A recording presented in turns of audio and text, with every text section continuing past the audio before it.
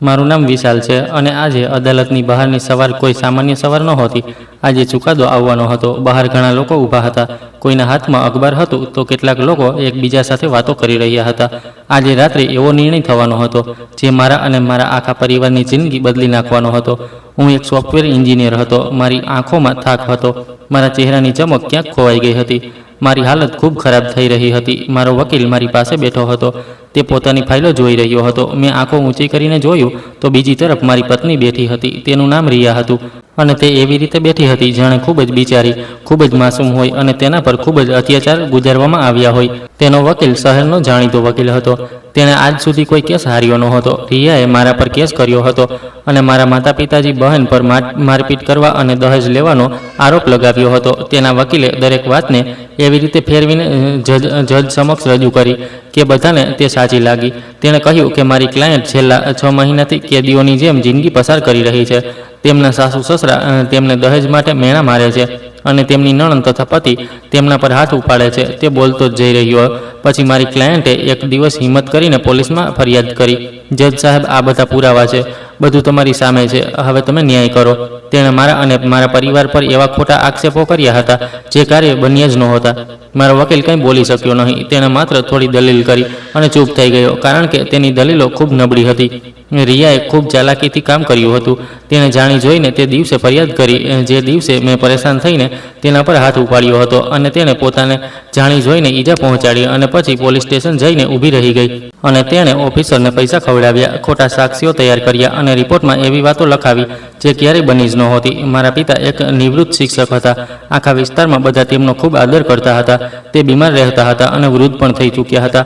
પણ રિયાએ તેમના પર એવો આક્ષેપ લગાવ્યો હતો કે કોઈ સાંભળે તો આશ્ચર્યચકિત થઈ જાય. મારી માતા માથું નીચું કરીને બેઠા બેઠા રડી રહી હતી અને મારી નાની બહેન પણ શરમના કારણે પોતાની નજર પણ ઉપર નહોતી કરી રહી. મારી બહેનનું નામ કાજલ હતું. કાજલ હજી ભણી રહી હતી. તે બાળકીએ તો ક્યારેય નહીં વિચાર્યું હોય કે તેની સાથે આવું કંઈક થઈ જશે. જજ સાહેબે ચુકાદો સંભળાવ્યો.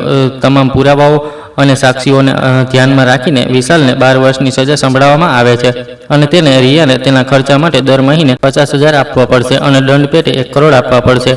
આખી અદાલતમાં શોર મચી ગયો. રિયાના ચહેરા પર હળવું શેતાની સ્મિત આવ્યું પણ તેણે તરત જ છુપાવી લીધું. હું બસ ચૂપચાપ ઊભો હતો કારણ કે મારી પાસે કહેવા માટે કંઈ નહોતું અને મારી માતા કોર્ટમાં બૂમ પાડી પાડીને કહી રહી હતી કે આ બધું જૂઠું છે, આ બધું જૂઠું છે.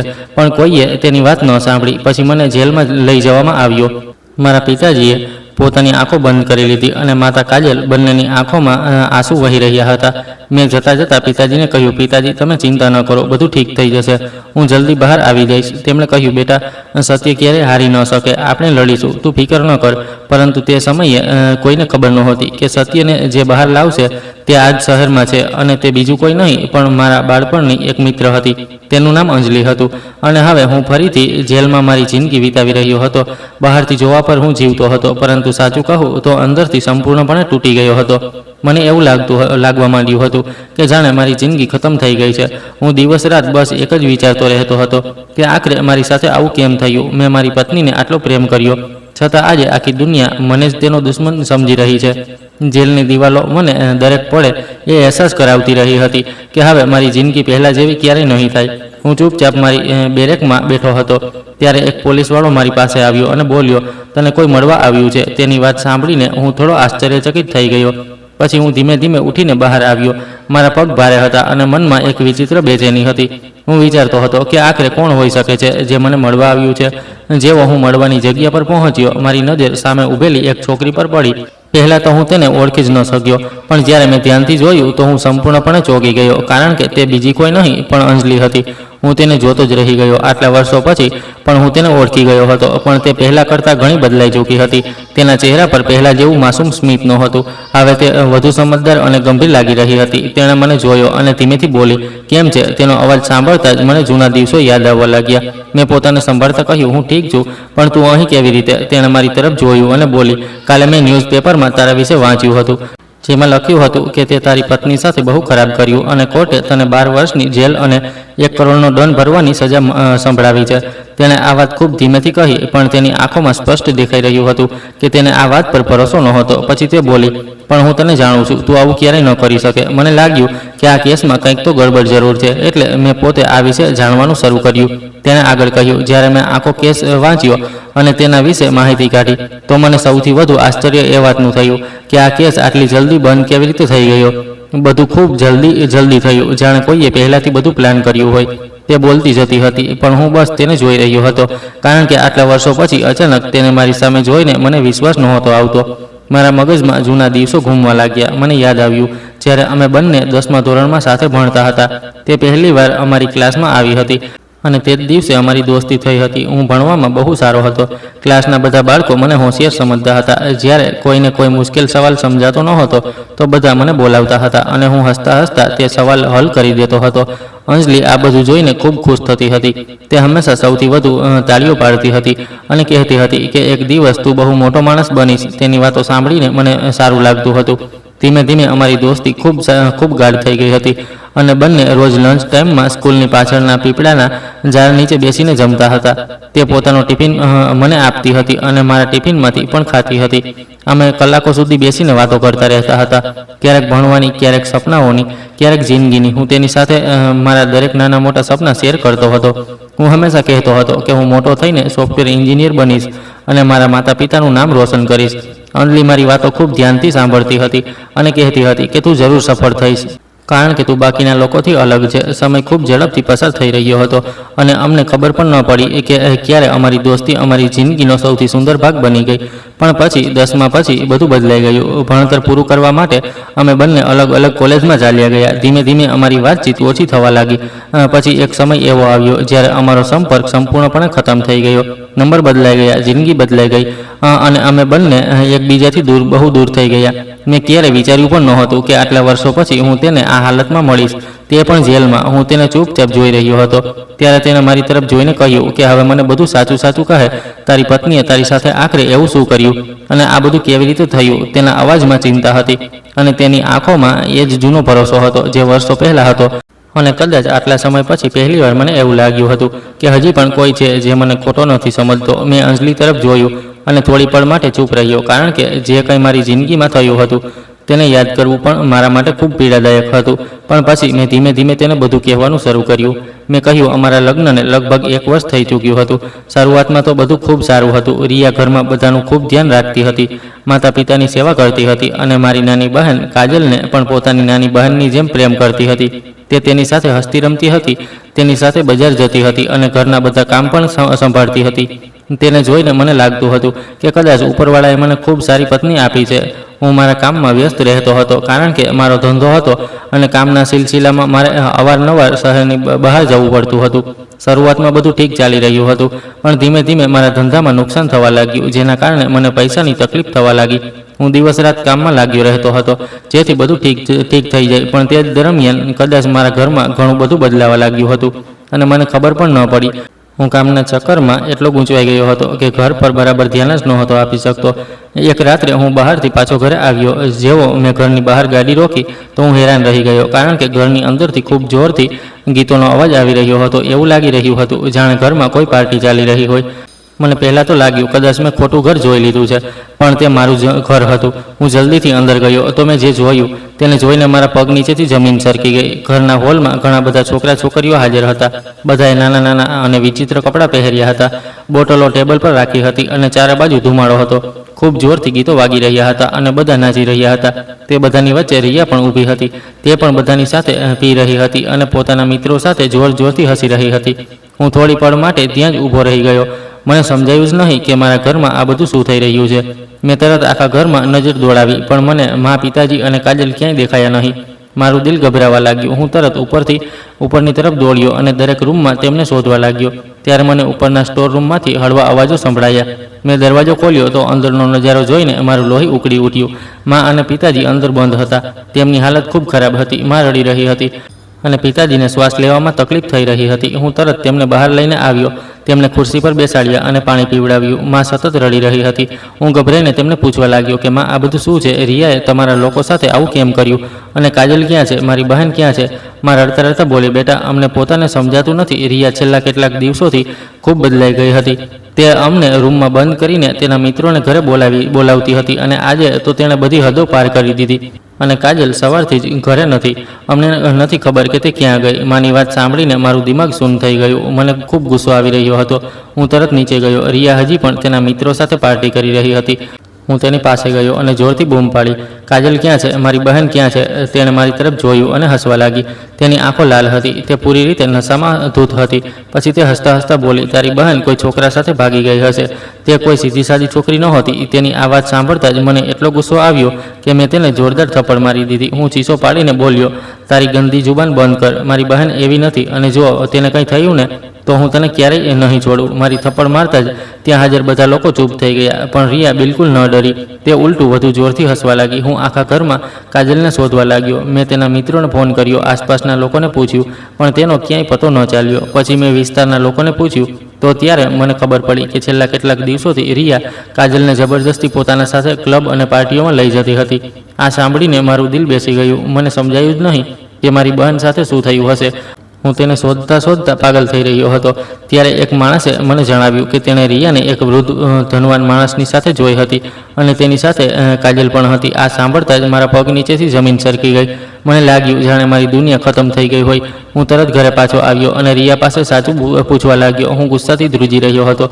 હું તેને ચીસો પાડીને પૂછી રહ્યો હતો કે મારી બહેન ક્યાં છે? તે તેની સાથે શું કર્યું? પણ તે મને જોઈને બસ મુસ્કુરાઈ રહી હતી, જાણે તેને કોઈ વાતનો ડર જ નહોતો. હું પોલીસ સ્ટેશન જઈને રિપોર્ટ લખાવવાની વાત કરી જ રહ્યો હતો કે ત્યારે તેણે અચાનક પોતાના કપડાં ફાડવાનું શરૂ કરી દીધું. તેણે પોતાના હાથો પર જાતે જ ઈજા પહોંચાડી દીધી અને જોર જોરથી રડવા લાગી. હું હેરાન થઈને તેને જોઈ રહ્યો હતો. મને સમજાયું જ નહીં કે તે શું કરી રહી છે. પછી તેની ચીસો પાડીને બોલી, જા પોલીસમાં રિપોર્ટ કર. હવે જોજે કે હું તારી સાથે શું કરું છું. આટલું કહીને તે ઘરમાંથી નીકળી ગઈ અને સીધી પોલીસ સ્ટેશન પહોંચીને તેણે મારા વિરુદ્ધ રિપોર્ટ લખાવી દીધી. અને એ જ રાત્રે મારી જિંદગી સંપૂર્ણપણે બદલાઈ ગઈ. અંજલિએ મારી આખી વાત ખૂબ ધ્યાનથી સાંભળી. તેના ચહેરા પર ગુસ્સો પણ હતો અને દુઃખ પણ. કદાચ તેને હવે સમજાઈ ગયું હતું કે મારી સાથે કેટલો મોટો ખેલ ખેલાયો છે. થોડીવાર સુધી તે ચૂપ બેસી રહી. પછી તેણે ઊંડો શ્વાસ લીધો અને બોલી, અત્યાર સુધી તે મને બધું જણાવી દીધું. હવે મારો વારો છે સત્ય બહાર લાવવાનો. તેની આંખોમાં એક અલગ જ ભરોસો દેખાઈ રહ્યો હતો, જાણે તેણે મનોમન નિર્ણય કરી લીધો હોય કે હવે તે મને એકલો નહીં છોડે. હું બસ ચૂપચાપ તેને જોઈ રહ્યો હતો, કારણ કે આટલા સમય પછી પહેલીવાર મને એવું લાગી રહ્યું હતું કે કદાચ મારી જિંદગીમાં આશા હજી ખતમ નથી થઈ. અંજલિ ત્યાંથી ઉઠીને અને સીધી પોતાની ઓફિસ ચાલી ગઈ. તે હવે એક મોટી ઇન્વેસ્ટિગેટર કંપનીમાં કામ કરતી હતી અને તેની પાસે પોતાની એક ટીમ પણ હતી. ઓફિસ પહોંચતા જ તેણે પોતાના કેટલાક ભરોસાપાત્ર લોકોને બોલાવ્યા. તે લોકો એવા કેસોને તપાસ કરતા હતા જેમાં સત્યને છુપાવવાની કોશિશ કરવામાં આવતી હતી. અંજલિએ તે બધાને મારા કેસની ફાઇલ બતાવી અને બોલી, મને આ કેસ વિશે બધું જ જાણવું છે. એક એક વાત સાચી જોઈએ છે. રિયા ક્યાં જતી હતી, કયા લોકોથી મળતી હતી, તેનો અસલી ચહેરો શું હતો, મને બધું જાણવું છે. અને આ કામ જેટલું જલ્દી થઈ શકે એટલું જલ્દી થવું જોઈએ. તેનો અવાજ એટલો સખત હતો કે બધા લોકો સમજી ગયા હતા કે આ મામલો તેના માટે ખૂબ જરૂરી છે. તે પછી તેની ટીમે તપાસ શરૂ કરી દીધી.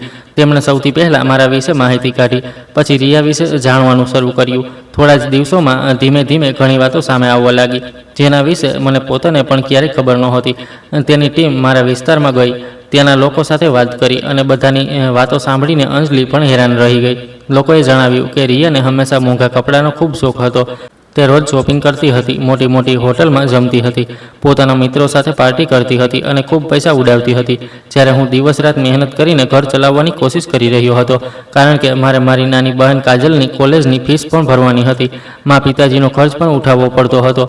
હું પોતે પોતાની જરૂરિયાતો પૂરી નહોતો કરી શકતો, પણ તેમ છતાં રિયા માટે દરેક ખુશી આપવાની કોશિશ કરતો હતો. અંજલિની ટીમે આગળ પૂછપરછ કરી તો વિસ્તારના લોકોએ એ પણ જણાવ્યું કે જ્યારે પણ હું કામથી બહાર જતો હતો ત્યારે રિયા રાતભર ઘરમાં પાર્ટી કરતી હતી. છોકરાઓ અને છોકરીઓ ઘરમાં આવતા હતા, જોરદાર ગીતો વગાડતા હતા અને આસપાસના લોકો ઘણીવાર પરેશાન પણ થઈ જતા હતા. પણ મારી ઇજ્જતને કારણે કોઈ ખુલીને કંઈ કહેતું નહોતું. આ બધું સાંભળીને અંજલિને સમજાવવા લાગ્યું હતું કે રિયાનો અસલી ચહેરો કેટલો અલગ હતો. પછી તેમણે તે ક્લબ વિશે જાણ્યું જ્યાં રિયા અવારનવાર જતી હતી. ત્યાંથી પણ ઘણી ચોંકાવનારી વાતો સામે આવી. ક્લબના કેટલાક કર્મચારીઓએ જણાવ્યું કે રિયા ત્યાં અવારનવાર અલગ અલગ લોકોની સાથે આવતી હતી અને ખૂબ પૈસા ખર્ચ કરતી હતી. એટલું જ નહીં, તપાસ દરમિયાન એ પણ જાણવા મળ્યું કે રિયા પાસે 2 ક્રેડિટ કાર્ડ હતા. એક વિશે મને ખબર હતી, પણ બીજું તેણે મારાથી છુપાવી રાખ્યું હતું. તે બીજા કાર્ડથી તેણે ખૂબ મોટું દેવું લઈ રાખ્યું હતું અને તેના હપ્તા પણ ભરવામાં નહોતા આવતા. અંજલિની ટીમને ધીમે ધીમે સમજાવવા લાગ્યું કે રિયા પૈસા માટે કોઈ પણ હદ સુધી જઈ શકતી હતી. પણ સૌથી મોટો આંચકો ત્યારે લાગ્યો જ્યારે તેમને ખબર પડી કે રિયાનો એક પોલીસ ઓફિસર સાથે પણ સંપર્ક હતો. તે ઓફિસર અવારનવાર તેને છુપાઈને મળતો હતો અને તેના અકાઉન્ટમાં ઘણીવાર પૈસા ટ્રાન્સફર થયા હતા. અંજલિની ટીમે બેંક ડિટેલ પણ કાઢી લીધી હતી, જેનાથી સ્પષ્ટ દેખાઈ રહ્યું હતું કે રિયા દર મહિને તે ઓફિસરને પૈસા મોકલતી હતી. કદાચ આ જ કારણે મારો કેસ આટલી જલ્દી બંધ કરી દેવાયો હતો અને પૂરી તપાસ વિના મને દોષી બનાવી દેવાયો હતો. અંજલિને હવે પૂરો શક થઈ ચૂક્યો હતો કે મારા વિરુદ્ધ બધું પહેલાંથી પ્લાન કરવામાં આવ્યું હતું. પછી તેમણે તે દિવસ વિશે માહિતી કાઢી જે દિવસે મારા પિતા પર ખોટો આરોપ લગાવવામાં આવ્યો હતો. રિયાએ પોલીસમાં કહ્યું હતું કે મારા પિતાએ તેની સાથે ખોટું કરવાની કોશિશ કરી હતી, પણ તપાસમાં જાણવા મળ્યું કે જે સમયે તેણે આ આરોપ લગાવ્યો હતો તે સમયે મારા પિતાજી હોસ્પિટલમાં હતા. તેમના ટેસ્ટ ચાલી રહ્યા હતા. હોસ્પિટલની એન્ટ્રી અને રિપોર્ટ બંને હાજર હતી. એટલું જ નહીં, જે ઓટોવાળાએ તેમને હોસ્પિટલ પહોંચાડ્યા હતા તેણે પણ આખી વાત જણાવી અને તે ગવાહી આપવા તૈયાર થઈ ગયો. તેણે સ્પષ્ટ કહ્યું કે તે દિવસે મારા પિતાજી આખો સમય હોસ્પિટલમાં હતા અને તે ખૂબ જ બીમાર હાલતમાં હતા. આ બધું સાંભળીને અંજલિને હવે પૂરો વિશ્વાસ થઈ ગયો હતો કે રિયાએ માત્ર પોતાની ભૂલો છુપાવવા માટે મારા આખા પરિવારને બરબાદ કરી દીધો હતો. અંજલિએ બધા રિપોર્ટ્સ પોતાની સામે રાખ્યા, દરેક પુરાવાને ધ્યાનથી જોયો. પછી તેણે લાંબો શ્વાસ લીધો. તેના ચહેરા પર હવે ડર નહોતો, પણ એક મજબૂત નિર્ણય દેખાઈ રહ્યો હતો, કારણ કે હવે તેની પાસે બધા પુરાવા હતા. બેંક ડિટેલ, સાક્ષી, ક્લબની માહિતી, હોસ્પિટલના રિપોર્ટ અને તે બધા સત્યો જેને આટલા સમયથી દબાવવામાં આવી રહ્યા હતા. હવે તે સંપૂર્ણપણે તૈયાર હતી કેસને ફરીથી ખોલવા માટે. અને પહેલીવાર આટલા મહિનાઓ પછી મને લાગ્યું હતું કે કદાચ સત્ય હજી પૂરી રીતે મર્યું નથી. તે ફરીથી મને મળવા જેલ આવી હતી, પણ આ વખતે તેના ચહેરા પર પહેલાં જેવી માત્ર ચિંતા નહોતી. આ વખતે તેની આંખોમાં એક અલગ જ ભરોસો દેખાઈ રહ્યો હતો, જાણે તેને મનોમન નિર્ણય કરી લીધો હોય કે હવે તે મને કોઈ પણ હાલતમાં આ નરકમાંથી બહાર કાઢીને જ રહેશે. હું તેને જોતા જ થોડી પળ સુધી બસ તેને જોતો રહી ગયો, કારણ કે આટલા મહિનાઓમાં પહેલીવાર કોઈ એક એવો માણસ મારી સામે બેઠો હતો જેની આંખોમાં મારા માટે નફરત નહીં પણ ભરોસો હતો. જેલમાં આવ્યા પછી મેં લોકોની નજરોમાં માત્ર ધૃણા જોઈ હતી. દરેક જણ મને દોષી સમજી ચૂક્યા હતા. પોલીસવાળા પણ મને એવું જ જોતા હતા, જાણે હું ખરેખર કોઈ બહુ મોટો અપરાધી હોઉં. પણ અંજલિની આંખોમાં આજે પણ એ જ જૂનો વિશ્વાસ હતો જે સ્કૂલના દિવસોમાં હતો. તે ધીમે ધીમે મારી સામે બેઠી અને બોલી, તારે હવે ડરવાની જરૂર નથી. મેં આ કેસ વિશે જેટલા પુરાવા ભેગા કર્યા છે તેના પછી હવે કોઈ પણ સત્યને વધુ દિવસ સુધી છુપાવી નહીં શકે. રિયાએ તારી સાથે બહુ ખોટું કર્યું છે. તેણે તારી આખી જિંદગી બરબાદ કરી દીધી. તેણે તને ખોટા કેસમાં ફસાવ્યો, તારા પરિવારને તોડ્યો, તારી બહેનની જિંદગી ખરાબ કરી. પણ હવે તેની સચ્ચાઈ બધા સામે આવશે. તેની વાત સાંભળીને પણ મારા ચહેરા પર ડર સ્પષ્ટ દેખાઈ રહ્યો હતો, કારણ કે હું મારી આંખોથી જોઈ ચૂક્યો હતો કે કેવી રીતે પૈસા અને જૂઠ ભેગા થઈને સત્યને દબાવી શકે છે. મેં ધીમેથી કહ્યું, અંજલિ, તું આ બધું કેમ કરી રહી છે? આટલા વર્ષો પછી પણ તું મારા માટે આટલું બધું કેમ કરી રહી છે? જો તને પણ કંઈક થયું તો હું પોતાને ક્યારેય માફ નહીં કરી શકું, કારણ કે હું જાણતો હતો કે રિયા કેટલી ચાલાક થઈ ચૂકી હતી. તે કોઈ પણ હદ સુધી જઈ શકતી હતી. તેણે પોલીસ સુધીને ખરીદી લીધા હતા, તો કોઈ બીજા સાથે શું કરી શકે છે? હું વિચારીને જ ડરી જતો હતો. અંજલિ મારી વાત સાંભળીને હળવું હસી અને બોલી, તું આજે પણ એવો જ છે. પહેલાં પોતાથી વધુ બીજાની ચિંતા કરે છે. પછી તેણે મારી આંખોમાં જોતા કહ્યું, સાંભળ, હવે ડરવાનું બંધ કર. હું એકલી નથી, મારી સાથે સત્ય છે અને સૌથી મોટી વાત ઉપરવાળો છે. તેણે મારો હાથ પકડીને કહ્યું, તારે માત્ર હિંમત રાખવાની છે, બાકી બધું હું સંભાળી લઈશ. તેના અવાજમાં એટલો ભરોસો હતો કે થોડી પળ માટે મારા અંદરનો ડર ખરેખર ઓછો થવા લાગ્યો. આટલા મહિનાઓ પછી પહેલીવાર મને લાગ્યું કદાચ મારી જિંદગી પૂરી રીતે ખતમ નથી થઈ. અંજલિ પછી ધીમેથી બોલી, હવે કેસ ફરીથી ખુલશે અને આ વખતે નિર્ણય પૈસાથી નહીં, પુરાવાઓથી થશે. તેની વાત સાંભળીને મારી આંખો ભરાઈ આવી, કારણ કે આટલા લાંબા સમય પછી કોઈએ પહેલીવાર કહ્યું હતું કે હું નિર્દોષ છું. થોડીવાર પછી મુલાકાતનો સમય પૂરો થઈ ગયો અને તે ઉઠીને જવા લાગી. જતાં જતાં તેણે પાછળ ફરીને મને જોયો અને બોલી, બસ થોડી વધુ રાહ જો, હું તને અહીંથી બહાર કાઢીને જ રહીશ. તેના ગયા પછી હું મોડે સુધી ત્યાં જ બેઠો રહ્યો. તેના શબ્દો વારંવાર મારા કાનોમાં ગૂંજી રહ્યા હતા અને પહેલીવાર મને લાગ્યું કે કદાચ હવે મારી જિંદગી બદલાઈ શકે છે. બીજી તરફ કાજલની જિંદગી પણ સંપૂર્ણપણે બદલાઈ ચૂકી હતી. મારા જેલમાં ગયા પછી તે અંદરથી તૂટી ગઈ હતી. પહેલાં કેટલાક દિવસો સુધી તો તે રૂમની બહાર જ નહોતી નીકળતી. હર વખત રડતી રહેતી હતી. તેને હંમેશા એવું જ લાગતું હતું કે તેના કારણે અમારો આખો પરિવાર બરબાદ થઈ ગયો. મા પિતાજીની હાલત દિન પ્રતિદિન ખરાબ થતી જતી હતી અને ઘરનો ખર્ચ ચલાવવો પણ મુશ્કેલ થઈ ગયો હતો, કારણ કે ઘરમાં કમાવાવાળો હું એકલો જ હતો. પણ ધીમે ધીમે કાજલે પોતાને સંભાળવાનું શરૂ કર્યું. તેણે નિર્ણય કર્યો કે તે હાર નહીં માને. તેણે નાના નાના કામ કરવા શરૂ કરી દીધા. સવારે તે કપડાની દુકાન પર કામ કરતી હતી. ત્યાં આખો દિવસ ઊભા રહીને ગ્રાહકોને કપડાં બતાવતી હતી. પછી સાંજે ઘરે પાછી આવીને આસપાસના બાળકોને ટ્યુશન ભણાવતી હતી અને રાત્રે મોડે સુધી બેસીને કોપીઓ ચેક કરતી હતી અને સવારે ફરી તે જ દોડધામ શરૂ થઈ જતી હતી. તેની ઉંમર હજી એટલી નહોતી કે તે આટલી મોટી જવાબદારીઓ ઉઠાવે, પણ હાલાતોએ તેને સમય પહેલાં મોટી બનાવી દીધી હતી. માં અવારનવાર તેને જોઈને રડવા લાગતી હતી, કારણ કે તેમની નાની દીકરી હવે આખા ઘરની જવાબદારી ઉઠાવી રહી હતી. પણ કાજલ ક્યારેય તેમની સામે નહોતી રડતી. તે હંમેશા હસીને કહેતી હતી કે માં, બધું ઠીક થઈ જશે, ભાઈ પાછા આવી જશે. પણ રાત્રે જ્યારે બધા સૂઈ જતા હતા ત્યારે તે એકલી બેસીને ચૂપચાપ રડતી રહેતી હતી. તેને મારી ખૂબ યાદ આવતી હતી. તે અવારનવાર મારો જૂનો ફોન હાથમાં લઈને બેસી જતી હતી, જેમાં અમારા જૂના ફોટા હતા, અને તેમને જોઈને રડવા લાગતી હતી. જ્યારે અંજલિને કાજલ વિશે ખબર પડી તો તે પોતે તેને મળવા ગઈ. શરૂઆતમાં કાજલ તેને મળવાથી ડરી રહી હતી, કારણ કે હવે તેને કોઈ પર ભરોસો નહોતો રહ્યો. પણ અંજલિએ તેને ખૂબ પ્રેમથી સમજાવ્યું. તેણે કહ્યું, કાજલ, હવે તારે એકલા બધું સંભાળવાની જરૂર નથી. તારો ભાઈ મારો ખૂબ સારો દોસ્ત છે અને તું મારા માટે નાની બહેન જેવી છે. તારું ભણતર અને ઘરનો ખર્ચ હવે હું સંભાળીશ. પહેલાં તો કાજલે સ્પષ્ટ ના પાડી દીધી, કારણ કે તેને કોઈ પર બોજ બનવું પસંદ નહોતું. તેણે કહ્યું, નહીં દીદી, હું પોતે સંભાળી લઈશ. પણ અંજલિએ તેના માથા પર હાથ ફેરવતા કહ્યું, મદદ લેવી નબળાઈ નથી હોતી, અને આમ પણ આપણે બધા એક પરિવારની જેમ છીએ. ધીમે ધીમે કાજલનો ડર ઓછો થવા લાગ્યો. અંજલિ અવારનવાર ઘરે આવવા લાગી. તે મા પિતાજી માટે દવાઓ લઈને આવતી હતી, રાશન લઈને આવતી હતી, અને દર વખતે તેમને એ જ ભરોસો આપતી હતી કે હું જલ્દી પાછો આવી જઈશ. માં દર વખતે તેની વાતો સાંભળીને રડવા લાગતી હતી, કારણ કે હવે તેમને અંજલિમાં પોતાની દીકરી જેવું લાગવા લાગ્યું હતું.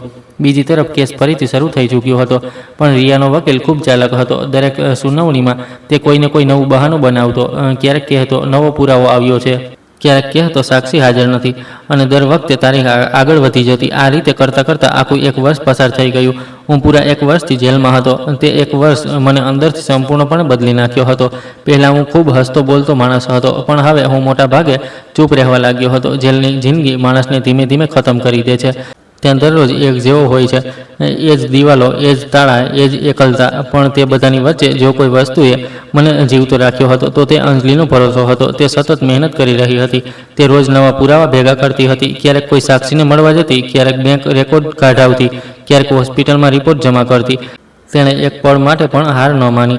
આખરે તે દિવસ આવી જ ગયો જ્યારે કેસની છેલ્લી સુનાવણી થવાની હતી.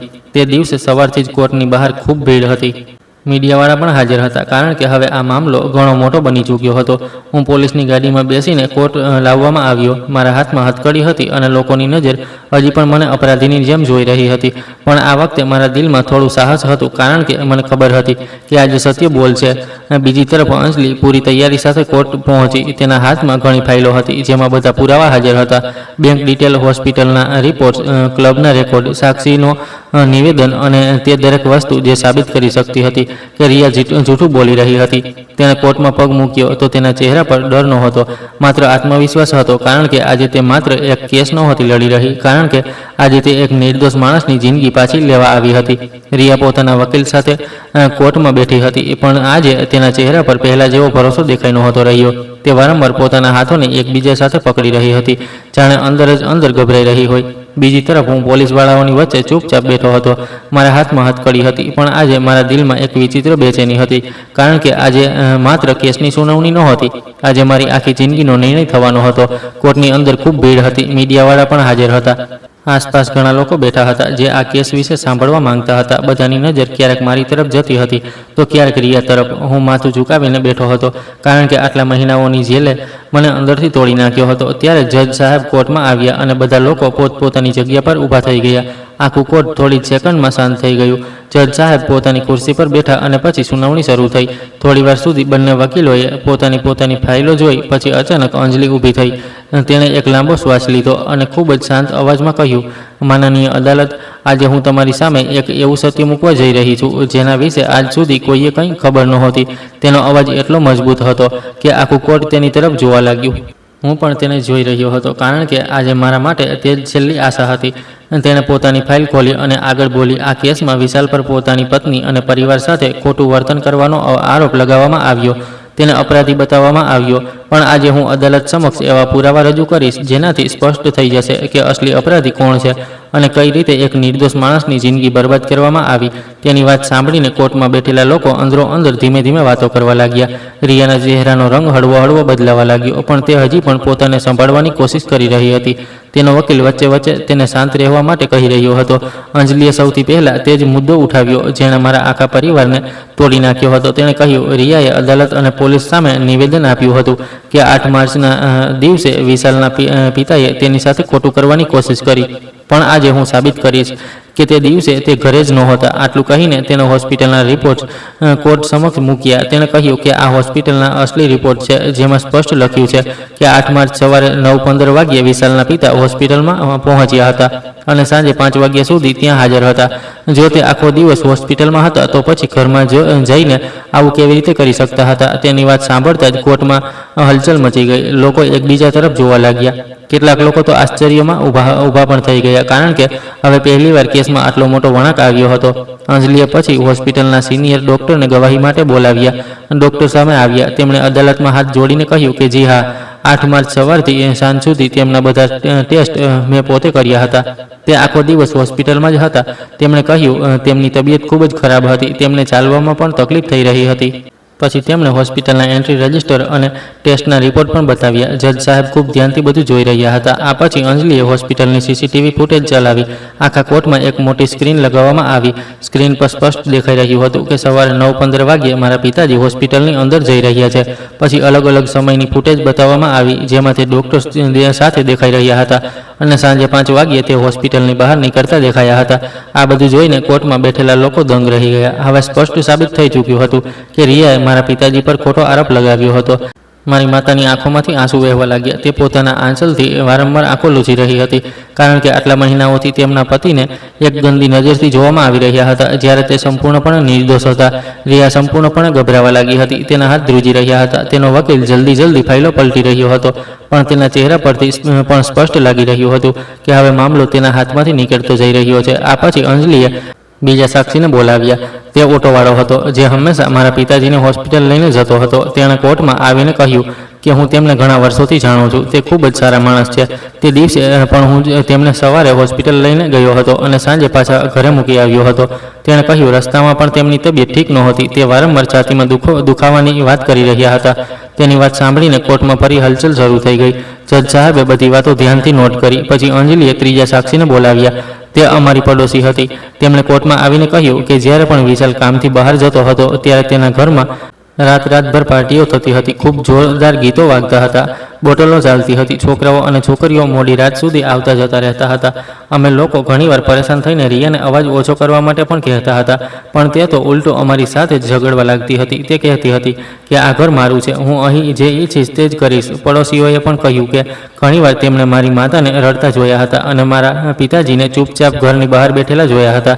તેમની વાત સાંભળીને મારું માથું શરમથી ઝૂકી ગયું, કારણ કે હું કામના ચક્કરમાં એટલો અંધ થઈ ગયો કે પોતાના જ ઘરની હાલત ન જોઈ શક્યો. આ પછી અંજલિએ ચોથા સાક્ષીને બોલાવ્યા. તે ક્લબમાં કામ કરતો માણસ હતો. તેણે અદાલતમાં જણાવ્યું કે રિયા અવારનવાર રાત્રે ક્લબમાં આવતી હતી, અલગ અલગ લોકો સાથે ફરતી હતી અને ખૂબ પૈસા ઉડાવતી હતી. તેણે કહ્યું, મેં ઘણીવાર તેને એક પોલીસ ઓફિસર સાથે પણ જોઈ હતી. તે દર વખતે તેને પૈસા આપતી હતી. તેની વાતો સાંભળીને કોર્ટમાં બેઠેલા લોકો ફરીથી હેરાન રહી ગયા, કારણ કે હવે બધું સ્પષ્ટ થઈ રહ્યું હતું કે મારા વિરુદ્ધ ખોટો કેસ બનાવવામાં પોલીસનો પણ હાથ હતો. પછી તે માણસે સૌથી મોટી વાત કહી. તેણે કહ્યું, એક રાત્રે મેં રિયાને એક વૃદ્ધ ધનવાન માણસ સાથે કાજલને જબરજસ્તી લઈ જતા જોઈ હતી. કાજલ ખૂબ ડરી ગઈ હતી. તે રડી રહી હતી, પણ રિયા તેને ખેંચીને લઈ જઈ રહી હતી.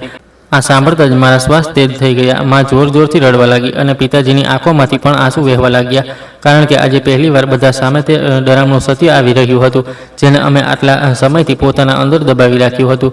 અંજલિએ તરત કેટલાક ફોટા અને રેકોર્ડ્સ કોર્ટમાં બતાવ્યા જેમાં રિયા તે વૃદ્ધ માણસ સાથે દેખાઈ રહી હતી. પછી તેણે કહ્યું, જો વિશાલ યોગ્ય સમયે ત્યાં ન પહોંચ્યો અને પોતાની બહેનને ત્યાંથી ન બચાવતો તો ખબર નહીં તે રાત્રે તેની સાથે શું થઈ જાત. તેનો અવાજ ભરાઈ ગયો હતો, પણ તે પોતાને સંભાળીને ઊભી રહી. હવે બધું રિયા સંપૂર્ણપણે તૂટી ચૂકી હતી. તેનો ચહેરો પીળો પડી ગયો હતો. તે વારંવાર પાણી પી રહી હતી. તેનો વકીલ પણ ચૂપ થઈ ગયો હતો, કારણ કે હવે તેમની પાસે બોલવા માટે કંઈ બચ્યું જ નહોતું. પણ અંજલિ હજી અટકી નહીં. તેણે છેલ્લો પુરાવો કોર્ટ સમક્ષ રાખ્યો. તેણે બેંક ડિટેલ્સ બતાવી, જેમાં સ્પષ્ટ લખ્યું હતું કે રિયા દર મહિને તે પોલીસ ઓફિસરના અકાઉન્ટમાં પૈસા ટ્રાન્સફર કરતી હતી, જેણે યોગ્ય તપાસ વિના મારા વિરુદ્ધ રિપોર્ટ દાખલ કરી હતી. આ જોઈને જજ સાહેબ પોતે હેરાન રહી ગયા. તેમણે તરત તે પોલીસ ઓફિસરને પણ અદાલતમાં બોલાવવાનો આદેશ આપ્યો. હવે આખું કોર્ટ સમજી ચૂક્યું હતું કે મારા વિરુદ્ધ એક ખૂબ મોટી સાજિશ રચવામાં આવી હતી. અંજલિએ અંતે જજ સાહેબ તરફ જોઈને કહ્યું કે માનનીય અદાલત, આજે પૂરા પુરાવા તમારી સામે છે. વિશાલ નિર્દોષ છે. તેની જિંદગી જૂઠ અને લાલચને કારણે બરબાદ કરવામાં આવી. તેને જેલ મોકલવામાં આવ્યો, તેના પરિવારને તોડવામાં આવ્યો, તેની બહેનની જિંદગી ખતરામાં મૂકી દેવાઈ. પણ આજે સત્ય બધા સામે આવી ચૂક્યું છે. એટલે હું અદાલતને એ જ વિનંતી કરું છું કે વિશાલને ઇન્સાફ આપવામાં આવે અને જેમણે તેની સાથે આ બધું કર્યું તેમને સખતથી સખત સજા આપવામાં આવે. તેની વાત પૂરી થતાં જ આખું કોર્ટ થોડી પળ માટે બિલકુલ શાંત થઈ ગયું, કારણ કે આજે પહેલીવાર સત્ય આટલી મજબૂતી સાથે બધા સામે ઊભું હતું અને રિયાનું દરેક જૂઠ એક એક કરીને તૂટી ચૂક્યું હતું. પછી અંજલિએ ફરીથી બોલવાનું શરૂ કર્યું. તેનો અવાજ હવે પહેલાં કરતાં વધુ મજબૂત લાગી રહ્યો હતો. તેણે જજ સાહેબ તરફ જોઈને કહ્યું કે માનનીય અદાલત, હું આજે અહીં માત્ર વિશાલને નિર્દોષ સાબિત કરવા નથી આવી, પણ હું એ પણ સાબિત કરવા માંગુ છું કે કઈ રીતે એક જૂઠી કહાની બનાવીને એક આખા પરિવારની જિંદગી બરબાદ કરી દેવાઈ. તેણે રિયા તરફ જોતા કહ્યું, આ સ્ત્રીએ તે લોકો પર આરોપ લગાવ્યો જેમણે તેને પોતાની દીકરીની જેમ રાખી હતી, જેમણે તેને ઘરની વહુ નહીં પણ પોતાની દીકરી સમજી હતી. પણ તેણે બદલામાં શું કર્યું? તેણે એ જ પરિવારને તોડી નાખ્યું જેણે તેમને પ્રેમ આપ્યો. અંજલિની વાત સાંભળીને કોર્ટમાં બેઠેલા લોકો સંપૂર્ણપણે શાંત થઈ ગયા હતા. બધાની નજર હવે રિયા પર હતી. અંજલિએ આગળ કહ્યું, આ એ જ સ્ત્રી છે જે હજારો રૂપિયાની શોપિંગ કરતી હતી, દર રાતે ક્લબોમાં જતી હતી, ખોટા કામ કરતી હતી, પોતાના મિત્રો સાથે પાર્ટી કરતી હતી, જ્યારે તેનો પતિ દિવસ રાત મહેનત કરીને ઘર ચલાવવાની કોશિશ કરી રહ્યો હતો. તેણે કહ્યું, વિશાલ પોતાની નાની બહેનના ભણતરનો ખર્ચ ઉઠાવતો હતો, પોતાના માતા પિતાની દવાઓ ખરીદતો હતો અને પોતે પોતાની જરૂરિયાતો ભૂલીને આ સ્ત્રીની દરેક ખુશી પૂરી કરવાની કોશિશ કરતો હતો. પણ બદલામાં તેને શું મળ્યું? જેલની સળિયા. તેનો અવાજ ધીમે ધીમે ભાવુક થવા લાગ્યો હતો, પણ તે પોતાને સંભાળીને બોલી રહી હતી. પછી તેણે રિયા તરફ ઇશારો કરતાં કહ્યું, અને તેણે માત્ર પોતાના પતિની જિંદગી બરબાદ નથી કરી, પણ તેની નાની બહેન કાજલની જિંદગી પણ ખતરામાં મૂકી દીધી. તેણે પૈસા માટે તેને એક વૃદ્ધ માણસના હાથમાં વહેંચવાની કોશિશ કરી. જો વિશાલ યોગ્ય સમય ત્યાં ન પહોંચ્યો તો ખબર નહીં તે રાત્રે તેની સાથે શું થઈ જાત. તેની વાત સાંભળીને કોર્ટમાં બેઠેલા ઘણા લોકોની આંખો ભરાઈ આવી. મારી માતા જોર જોરથી રડવા લાગી. પિતાજીની આંખોમાંથી આંસુ સતત વહી રહ્યા હતા, કારણ કે આટલા મહિનાઓ પછી આજે પહેલીવાર બધા સામે તેમનું દર્દ દેખાઈ રહ્યું હતું. અંજલિએ પછી કહ્યું, વિશાલે ગુસ્સામાં રિયાને થપ્પડ જરૂર મારી હતી, પણ તે થપ્પડ કોઈ સ્ત્રી પર હાથ ઉઠાવવા માટે નહોતી. તે પોતાની બહેનને બચાવવાની કોશિશ કરી રહ્યો હતો. તે એક ભાઈનો ગુસ્સો હતો જેણે પોતાની બહેનની જિંદગી બરબાદ થતી જોઈ લીધી હતી. તેણે કહ્યું, જો તે દિવસે કોઈ પણ ભાઈ પોતાની બહેન સાથે આવું થતું જોત તો કદાચ તે પણ એ જ કરે. તેની વાત સાંભળીને કોર્ટમાં બેઠેલા ઘણા લોકો માથું હલાવવા લાગ્યા, કારણ કે હવે બધાને સમજાઈ રહ્યું હતું કે સત્ય શું હતું. રિયા સંપૂર્ણપણે તૂટી ચૂકી હતી. તેનું માથું ઝૂકેલું હતું, તેના ચહેરા પર ડર સ્પષ્ટ દેખાઈ રહ્યો હતો. તેનો વકીલ પણ હવે કંઈ બોલી નહોતો શકતો, કારણ કે બધા પુરાવા તેમની વિરુદ્ધ જઈ ચૂક્યા હતા. અંજલિએ પછી જજ સાહેબ તરફ જોઈને કહ્યું કે માનનીય અદાલત, મારી પાસે જેટલા પુરાવા હતા તે બધા તમારી સામે મૂકી દીધા. હવે નિર્ણય તમારા હાથમાં છે. પણ હું માત્ર એટલું કહેવા માંગુ છું કે જો આજે પણ એક નિર્દોષ માણસને સજા મળી તો કદાચ લોકોનો કાયદા પરથી ભરોસો ઉઠી જશે. તેની વાત પૂરી થતાં જ આખું કોર્ટ થોડી સેકન્ડ માટે બિલકુલ શાંત થઈ ગયું. એવું લાગી રહ્યું હતું જાણે દરેક માણસ તેજ પડે નિર્ણયની રાહ જોઈ રહ્યો હોય. જજ સાહેબે બધી ફાઇલો પોતાની સામે રાખી. થોડીવાર સુધી ત્યાં બધા પુરાવાઓનું ધ્યાનથી જોયું. પછી તેમણે કહ્યું, અદાલત 1 કલાક પછી પોતાનો ચુકાદો સંભળાવશે. આટલું કહીને તે પોતાના કેબિનમાં ચાલ્યા ગયા. આખું કોર્ટ અચાનક શોરથી ભરાઈ ગયું. લોકો અંદરો અંદર વાતો કરવા લાગ્યા. કોઈ કહી રહ્યું હતું કે વિશાલ સાથે ખૂબ ખોટું થયું, તો કોઈ રિયાને ખરાબ ભલું કહી રહ્યું હતું. હું ત્યાં ચૂપચાપ બેઠો. મારા દિલના ધબકારા ખૂબ તેજ થઈ રહ્યા હતા, કારણ કે 1 કલાક પછી મારી જિંદગી બદલાઈ પણ શકતી હતી અને ખતમ પણ થઈ શકતી હતી. ત્યારે મારા માતા પિતાજી મારી પાસે આવ્યા. માએ રડતા રડતા મારો ચહેરો પકડી લીધો અને બોલ્યા, બેટા, આજે ઉપરવાળાએ આપણી સાંભળી લીધી. પિતાજીની આંખોમાં પણ આંસુ હતા. તે વારંવાર અંજલિને દુઆઓ આપી રહ્યા હતા. તેમણે અંજલિ તરફ જોઈને કહ્યું કે બેટા, તે અમારા પર ખૂબ મોટો ઉપકાર કર્યો છે. તે અમારા દીકરાની જિંદગી બચાવી લીધી, નહીંતર અમે તો સંપૂર્ણપણે તૂટી ચૂક્યા હતા. અંજલિએ તરત તેમના હાથ પકડી લીધા અને બોલી, અંકલ, તમે આવું કેમ કરી રહ્યા છો? સત્યને સામે લાવવું તો મારો ધર્મ હતો, અને વિશાલ માત્ર તમારો દીકરો નહીં, મારો પણ ખૂબ સારો દોસ્ત છે. તેના અવાજમાં સચ્ચાઈ હતી. આ સાંભળીને માએ તેને ગળે લગાવી લીધી અને રડવા લાગી. આટલા સમય પછી પહેલીવાર અમારા પરિવારમાં આશા પાછી આવી હતી. હું ત્યાં જ બેઠો આ બધું જોઈ રહ્યો હતો અને મારી આંખોમાંથી પણ આંસુ વહી રહ્યા હતા. કારણ કે આટલા મહિનાઓ પછી મને એવું લાગી રહ્યું હતું કે કદાચ ઉપરવાળાએ આખરે અમારી સાંભળી લીધી છે. ધીમે ધીમે તે 1 કલાક પણ પસાર થઈ ગયો. પછી કોર્ટનો દરવાજો ફરીથી ખુલ્યો. બધા લોકો પોતપોતાની જગ્યા પર જઈને બેસી ગયા. મારું દિલ એટલી ઝડપથી ધબકી રહ્યું હતું કે મને મારા શ્વાસનો અવાજ પણ સંભળાઈ રહ્યો હતો. જજ સાહેબ પોતાની ખુરશી પર આવીને બેઠા. આખા કોર્ટમાં ફરીથી સન્નાટો છવાઈ ગયો અને હવે દરેકને માત્ર તે નિર્ણયની રાહ હતી જે મારી જિંદગી બદલવાનો હતો. જજ સાહેબે જેવું બોલવાનું શરૂ કર્યું, આખું કોર્ટ બિલકુલ શાંત થઈ ગયું. એવું લાગી રહ્યું હતું જાણે ત્યાં બેઠેલા દરેક માણસના શ્વાસ થંભી ગયા હોય. બધાની નજર માત્ર જજ સાહેબ પર હતી અને મારા દિલના ધબકારા એટલા તેજ થઈ રહ્યા હતા કે મને ખુદ મારા શ્વાસનો અવાજ સંભળાઈ રહ્યો હતો. હું મારી જગ્યા પર બેઠો હતો પણ મારા હાથ પગ ધ્રુજી રહ્યા હતા, કારણ કે આજે જે નિર્ણય થવાનો હતો તે માત્ર એક કેસનો નિર્ણય નહોતો, તે મારી આખી જિંદગીનો નિર્ણય હતો. છેલ્લા 1 વર્ષમાં મેં જે દર્દ સહ્યું હતું, જે અપમાન જોયું હતું, જે એકલતા સહી હતી, તે બધું મારી આંખો સામે ઘૂમી રહ્યું હતું. હું બસ ઉપરવાળા પાસે એ જ દુઆ કરી રહ્યો હતો કે આ વખતે સત્ય જીતી જાય. જજ સાહેબે પોતાની ફાઇલો બંધ કરી, પછી મારી તરફ જોયું અને બોલ્યા, અદાલતે આ કેસ સાથે જોડાયેલા તમામ પુરાવાઓ અને સાક્ષીઓ અને રિપોર્ટ્સને ધ્યાનથી જોયા પછી આ નિર્ણય કર્યો છે કે વિશાલ અને તેના પરિવાર પર લગાવવામાં આવેલા બધા આરોપો સંપૂર્ણપણે ખોટા હતા. આ સાંભળતા જ એવું લાગ્યું જાણે મારા કાનોમાં અચાનક કોઈ જોરદાર અવાજ ગૂંજી ગયો હોય. થોડી પળ માટે મને ખુદને પણ વિશ્વાસ ન આવ્યો કે મેં સાચું સાંભળ્યું છે. મારી આંખોમાંથી આંસુ આપોઆપ વહેવા લાગ્યા. માં જોર જોરથી રડવા લાગી.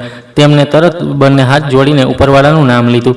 પિતાજીની આંખોમાંથી આંસુ વહી રહ્યા હતા. તે બસ મને જોઈ રહ્યા હતા, જાણે તેમને વિશ્વાસ નહોતો આવતો કે તેમનો દીકરો આખરે નિર્દોષ સાબિત થઈ ગયો. કાજલ રડતા રડતા મારા ખભાને વળગી પડી, કારણ કે આટલા મહિનાઓથી તે પોતાને દરેક વાતની જવાબદાર માની રહી હતી અને આજે પહેલીવાર તેના ચહેરા પર થોડી રાહત દેખાઈ રહી હતી. પણ નિર્ણય હજી પૂરો નહોતો થયો. જજ સાહેબે પછી રિયા તરફ જોયું અને સખત અવાજમાં બોલ્યા, અદાલત સમક્ષ એ સાબિત થઈ ચૂક્યું છે કે રિયાએ લાલચ અને પૈસા માટે પોતાના પતિ અને તેના આખા પરિવારની જિંદગી બરબાદ કરવાની કોશિશ કરી. તેણે જૂઠી ફરિયાદો દાખલ કરાવી, પોલીસને ગેરમાર્ગે દોરી, પોતાના સસરા પર ખોટો આરોપ લગાવ્યો અને પોતાની નણંદની જિંદગીને પણ ખતરામાં મૂકી. અદાલત આ અપરાધને ખૂબ ગંભીર માને છે, એટલે અદાલતે રિયાને 5 વર્ષની સજા અને 50,000 દંડ ભરવાનો આદેશ આપે છે. આ સાંભળતા જ આખું કોર્ટ ફરીથી હલચલથી ભરાઈ ગયું. લોકો અંદરો અંદર વાતો કરવા લાગ્યા. કેટલાક લોકો રિયાને ખરાબ ભલું કહી રહ્યા હતા, તો કેટલાક લોકો મારા પરિવાર માટે દુઃખ વ્યક્ત કરી રહ્યા હતા. રિયાનો ચહેરો સંપૂર્ણપણે ઉતરી ચૂક્યો હતો. તેની આંખોમાંથી સતત આંસુ વહી રહ્યા હતા. તે પોતાની જગ્યા પર બેઠી ધ્રુજી રહી હતી. કદાચ તેને હવે સમજાઈ ચૂક્યું હતું કે તેણે પોતાના લાલચમાં કેટલું બધું ગુમાવી દીધું. તેનો વકીલ પણ હવે બિલકુલ ચૂપ હતો, કારણ કે બધા પુરાવા તેના વિરુદ્ધ જઈ ચૂક્યા હતા. જજ સાહેબે પછી મારી તરફ જોયું અને બોલ્યા, વિશાલ વિરુદ્ધ દાખલ કરવામાં આવેલો કેસ સંપૂર્ણપણે ખોટો સાબિત થયો છે, એટલે અદાલત તેની બાકી બચેલી સજાને તરત પ્રભાવથી ખતમ કરે છે અને તેને સન્માન સાથે મુક્ત કરવામાં આવે છે. આ સાંભળતા જ મારા પગમાં જાણે જીવ જ ન રહ્યો. હું ત્યાં જ બેસી ગયો. મારી આંખોમાંથી આંસુ રોકાઈ જ નહોતા રહ્યા, કારણ કે આટલા મહિનાઓ પછી આખરે મને ન્યાય મળી ગયો હતો. હું વિચારતો હતો કે તે 1 વર્ષ મારી પાસેથી કેટલું બધું છીનવી લીધું હતું, મારી ઇજ્જત, મારું કામ, મારી આઝાદી, મારી ખુશીઓ, બધું જ. પણ આજે પહેલીવાર મને લાગ્યું કે કદાચ જિંદગી મને ફરીથી મોકો આપી રહી છે. માં તરત મારી પાસે આવી ગઈ. તેમણે જોરથી મને ગળે લગાવી લીધો અને ખૂબ રડવા લાગી. તે વારંવાર બસ એ જ કહી રહી હતી કે મારો દીકરો નિર્દોષ હતો. મને ખબર હતી મારો દીકરો આવું ન કરી શકે. પિતાજી પણ મારા માથા પર હાથ ફેરવતા રડી પડ્યા હતા. તે પોતાને મજબૂત દેખાડવાની કોશિશ કરી રહ્યા હતા, પણ તેમની આંખોનું દર્દ સ્પષ્ટ દેખાઈ રહ્યું હતું. કાજલ તો જાણે પોતાને સંભાળી જ નહોતી શકતી. તે સતત રડી રહી હતી અને વારંવાર કહી રહી હતી, ભાઈ હવે બધું ઠીક થઈ જશે ને.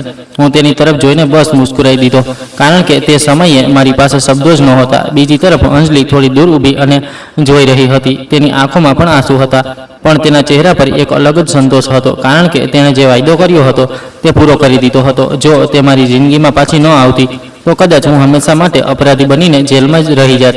હું ધીમે ધીમે તેની પાસે ગયો. થોડી પળ સુધી હું તેને જોતો રહ્યો.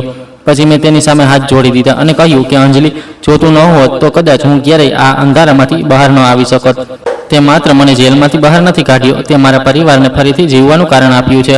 મારી વાત સાંભળીને તેણે તરત મારા હાથ નીચે કરી દીધા અને બોલી, દોસ્તીમાં આભાર ન બોલાય. તેનો અવાજ સાંભળીને મને અમારા સ્કૂલના દિવસો યાદ આવી ગયા, જ્યારે તે દરેક નાની વાત પર મારા વખાણ કરતી હતી અને આજે આટલા વર્ષો પછી પણ તે એ જ રીતે મારી સાથે ઊભી હતી. મારી આંખોમાં ફરી આંસુ નીકળી આવ્યા, પણ આ વખતે આ આંસુ દર્દના નહીં પણ રાહતના હતા. થોડીવાર પછી પોલીસવાળા રિયાને પોતાની સાથે લઈને જવા લાગ્યા. તે જતાં જતાં એકવાર પાછળ ફરી અને મારી તરફ જોવા લાગી. તેની આંખોમાં પસ્તાવો સ્પષ્ટ દેખાઈ રહ્યો હતો. કદાચ તે સમજી ચૂકી હતી કે લાલચ માણસ પાસેથી બધું છીનવી લે છે, પણ હવે બધું મોડું થઈ ચૂક્યું હતું. તેણે પોતાના જ હાથે પોતાની જિંદગી બરબાદ કરી લીધી હતી. બીજી તરફ કોર્ટની બહાર મીડિયાવાળાઓની ભીડ જમા થઈ ચૂકી હતી. જેવો હું બહાર નીકળ્યો કે કેમેરા મારી તરફ ઘૂમી ગયા. લોકો સવાલ પૂછવા લાગ્યા. કોઈ કહી રહ્યું હતું કે તમને કેવું લાગી રહ્યું છે, તો કોઈ પૂછી રહ્યું હતું કે તમે રિયાને માફ કરશો. પણ તે સમયે મારે કોઈ સવાલનો જવાબ નહોતો આપવો. હું બસ થોડી પળ ખુલ્લી હવામાં શ્વાસ લેવા માંગતો હતો, કારણ કે પૂરા 1 વર્ષ પછી આજે હું જેલની દિવાલોમાંથી બહાર નીકળ્યો હતો. મેં આકાશ તરફ જોયું અને એક લાંબો શ્વાસ લીધો.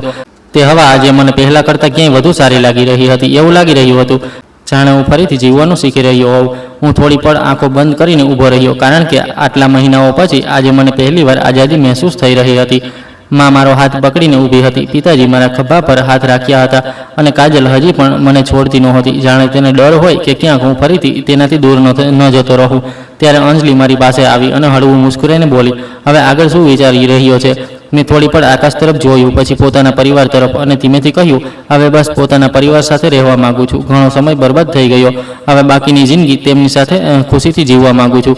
મારી વાત સાંભળીને માં ફરીથી રડવા લાગી.